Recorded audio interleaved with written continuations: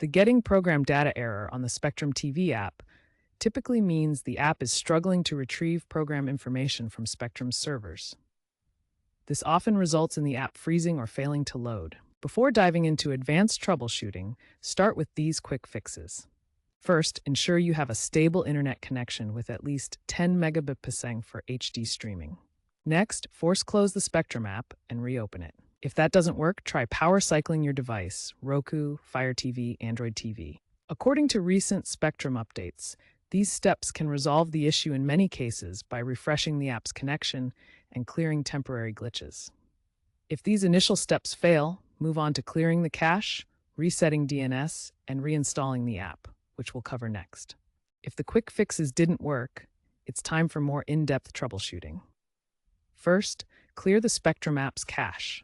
On most devices, this can be done through the device's Settings menu under Applications or Storage.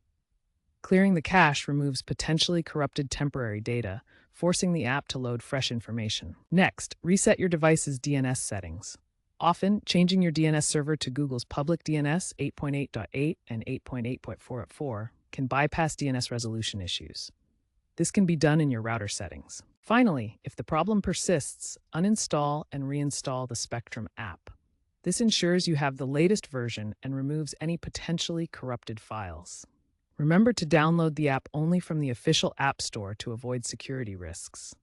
User reports indicate that reinstalling often resolves persistent issues, especially after app updates that may have caused conflicts. This hierarchical approach, starting with quick fixes and moving to more intensive steps, is the most efficient way to resolve the Getting Program Data error.